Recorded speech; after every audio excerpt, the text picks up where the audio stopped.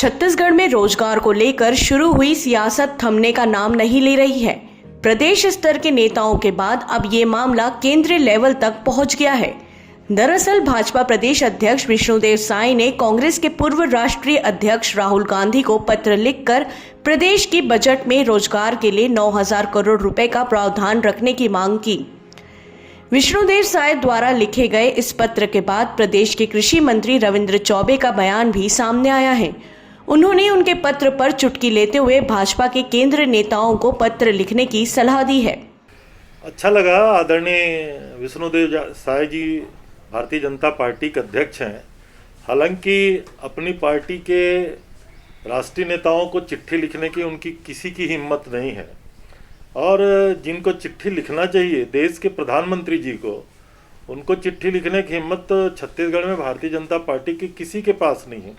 नहीं तो सबसे पहला प्रश्न तो यही होता कि 2 करोड़ युवाओं को नौकरी देने की बात जिसने कही थी उससे शायद वो पहला प्रश्न कर लेते तो उनको उसका खुद का उत्तर मिल जाता, नंबर 1।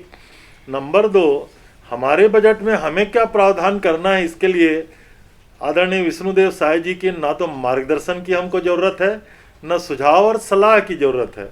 लेकिन हमारे प्रदेश की जो केंद्र सरकार ने लगातार कटौती की है, लगभग 30 से 32 हज़ार करोड़ रुपया केंद्र सरकार ने अभी जो रोक के रखा है, उसके बारे में भी अगर आदरणीय विष्णुदेव साय जी एक चिट्ठी केंद्र सरकार को लिख देते तो मैं ऐसा समझता हूं कि उनकी पार्टी का भला हो जाता। लेकिन उनका दुर्भाग्य है, आदरणीय राहुल जी को उन्होंने पत्र लिखा है, थोड़ी समझदारी तो दिखाई दे रही है।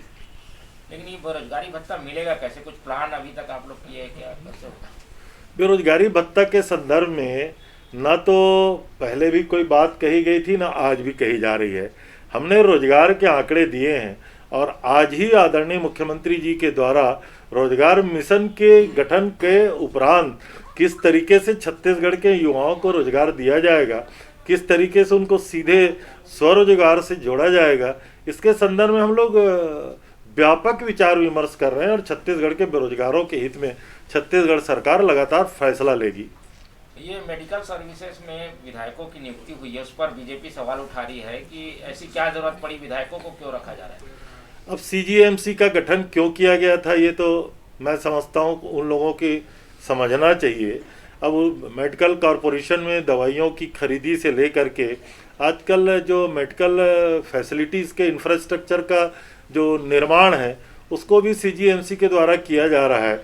और तीनों मेडिकल प्रोफेशनल्स जो हमारे विधानसभा के सदस्य हैं उनकी नामजदगियां हुई हैं, तो हम लोग ऐसा समझते हैं कि जनप्रतिनिधि और मेडिकल प्रोफेशनल्स दोनों होने के कारण वो लोग बेहतर समझेंगे और सीजीएमसी का और जो कार्य क्षेत्र है उसको बेहतर बनाने का प्रयास करेंगे। ये मंगलवार को बीजेपी किसान मोर्चा आंदोलन करने जा रही है कि धान खरीदी की तारीख आगे बढ़ाई जाए, ओलावृष्टि हुई है उसको मुआवजा दिया जाए। तो केंद्र सरकार को ज्ञापन दे दें मुआवजा की राशि बढ़ाने का। और जहां तक छत्तीसगढ़ में धान खरीदी का सवाल है, भारतीय जनता पार्टी जितनी कल्पना भी नहीं करती थी उतनी धान की खरीदी हम कर चुके। आज की तारीख में 71 लाख मीट्रिक टन धान की खरीदी छत्तीसगढ़ सरकार ने कर लिया है, जो भारतीय जनता पार्टी अपने सपने में भी नहीं सोच सकती थी।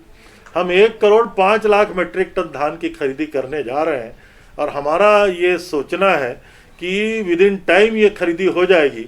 उसके बावजूद भी आदरणीय मुख्यमंत्री जी ने निर्देश दिए हैं कि प्रत्येक पंजीकृत किसान का धान खरीदा ही जाएगा, जरूरत पड़ेगी तो समय बढ़ाया जाएगा। तो भारतीय जनता पार्टी की इसमें आंदोलन करने की क्या जरूरत है? जिस तरीके से बात मीडिया के माध्यम से भारतीय जनता पार्टी ने और विशेष रूप से माननीय नेता प्रतिपक्ष श्री धर्मलाल कौशिक ने उठाया था, उतनी तत्परता से पुलिस ने जांच किया और जो लोग उसमें आरोपी हैं उनके खिलाफ एफआईआर किया गया, उनकी गिरफ्तारियां हुई। अब मैं समझता हूं इस मामले में और कुछ बचता है नहीं।